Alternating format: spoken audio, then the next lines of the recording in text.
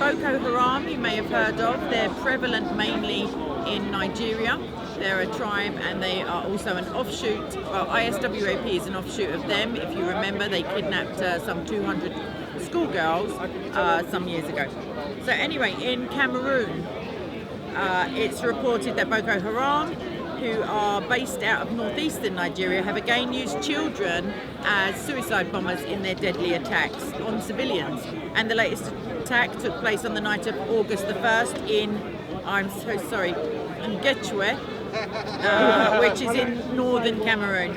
During the attack, 17 people were killed and at least another 16 were injured, according to the report released by Human Rights Watch. This, the report that I'm reading, is from International Christian Concern, persecution.org. All of the people were already, so this is the case is that they were already in an internationally displaced persons camp. So when, for example, Fulani militants roll up in Nigeria and houses are burned and people murdered and abducted, the remaining people are taken to internationally displaced people's camps, which is basically a place of safety for these people. We want less of that, please. So that means they had already fled some other persecution or violence or, generally not nice living situations. Despite this,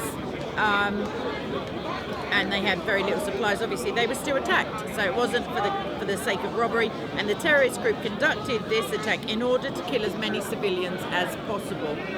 It's a major part of their campaign, it is reported, and is likely an attempt to show that they are still a strong and powerful group. Boko Haram have been spreading their terror attacks through international borders. So rather than confining themselves to northeastern Nigeria, they are now branching out, as it were, into Chad, Niger, Cameroon, and even Burkina Faso. So, and that's been going on over the past several years. These attacks are an attempt to create a strict Islamic caliphate in northern Nigeria. This caliphate would enforce Islam for all people and severely punish, obviously, anyone who was not a Muslim, or moderately punish in terms of jizya for Christians and Jews, allegedly. So please do pray for the safety and security of Nigeria, Cameroon, Chad, Niger, Burkina Faso, anywhere where Boko Haram are extending their range of terror.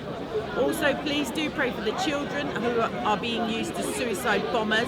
It's a horrific way to think of a child ending their life, which is already pretty poor enough. So I'd like you to specifically pray for Cameroon in this instance, for the families and friends and villagers who were once villagers with the people who've been murdered, and for those who have been maimed or at least injured, please do pray for their speedy recovery, that their faith would not be brought into question by themselves, and that they would continue to profess Christ no matter the cost, because we all know that it's better to keep your faith and lose your life. It's better to, it avails you nothing to keep your body and lose your salvation. So on that happy note, I'd like to say Jesus is still Lord, and that is why these people are suffering, but they suffer not in vain. Everything is in God's plan for their lives, and we don't know it. So whilst we don't know it, we call it out, because the mainstream, for some unfathomable reason, chooses not to reference Christian murders, but anybody else, they get the airtime, basically. So please do pray.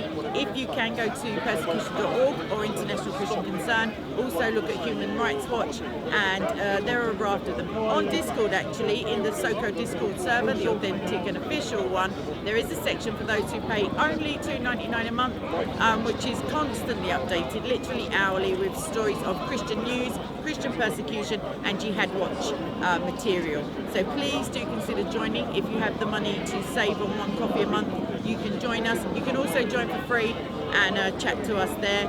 And God bless you and keep you until my next video. Bye.